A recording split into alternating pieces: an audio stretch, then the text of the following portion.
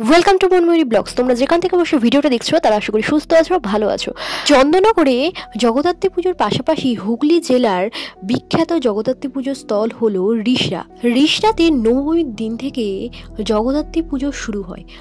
চলো সেরার পুজোগুলো তোমাদের জন্য আমি ক্যামেরাবন্দি করলাম, তাই ভিডিওটা স্কিপ না করে তোমরা প্রথম থেকে শেষ পর্যন্ত দেখতে থাকো। জয় মা জগদ্ধাত্রী। এটা দেখতে পাচ্ছ রাস্তাটা চলে যাচ্ছে, এটা হচ্ছে স্টেশনের দিকে রাস্তাটা আমরা চলে যাচ্ছে দেখতে পাচ্ছি।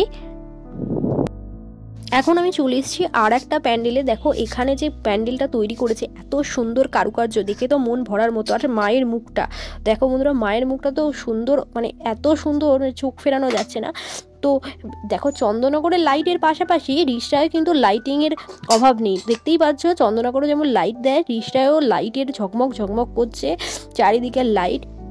এরপর চলে গেলাম বৃদ্ধাশ্রম করেছে একটা প্যান্ডেলে। দেখতেই পাচ্ছি বন্ধুরা, এখানে যে বয়স হয়ে গেলে মা বাবাদের যে বৃদ্ধাশ্রমে পাঠিয়ে দেয় ছেলেমেয়েরা, সেটাকেই এখানে থিমটাকে তুলে ধরার চেষ্টা করেছে।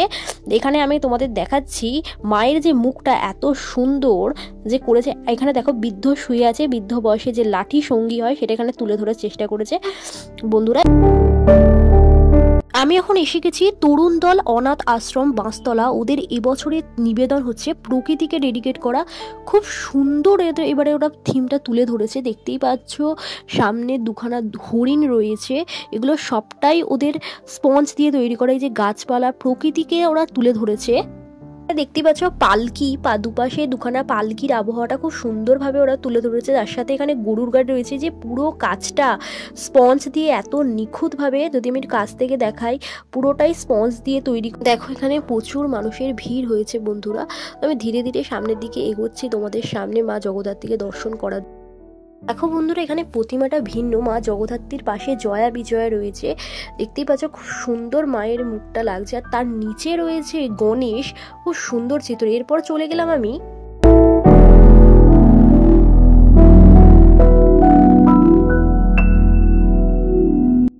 এখন চলে এসেছি লেলিন মাঠে। এখানে লাইটিং শোটা দেখো এত সুন্দর, অসাধারণ যে লাইটের যেটা দেখতে পাচ্ছি।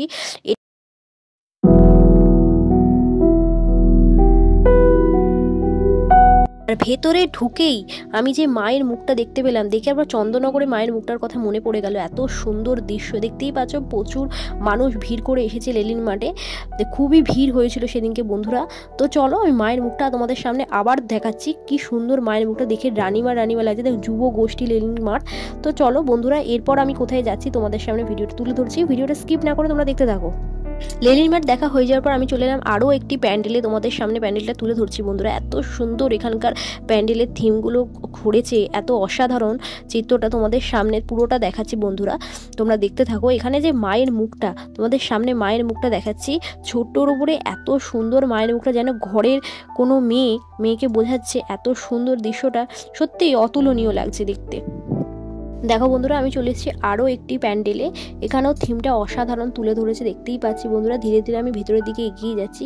এখানে যে মায়ের মুখটা তোমরা দেখো, মায়ের মুখটা খুব সুন্দর লাগছে। জয় মা জগদ্ধাত্রী। আমি চলে এসেছি চারবাতি ইয়ংস্টার, যেখানে দেখতে পাচ্ছি সামনেই ঢুকেই ক্লক টাইম বা স্পেস টাইমকে বোঝাচ্ছে। তার নিচেই রয়েছে পরম ব্রহ্ম বা শিব, দেখতেই পাচ্ছ এখানে শিব বাবার রয়েছে যে। আর এখানে হচ্ছে বালতির ঢাকনা দিয়ে তৈরি করা হয়েছে। ভিডিওটা ভালো লাগলে লাইক কমেন্ট করে চ্যানেল সাবস্ক্রাইব করে দিও। আজকে সবাইকে টাটা, আবার দেখা হচ্ছে।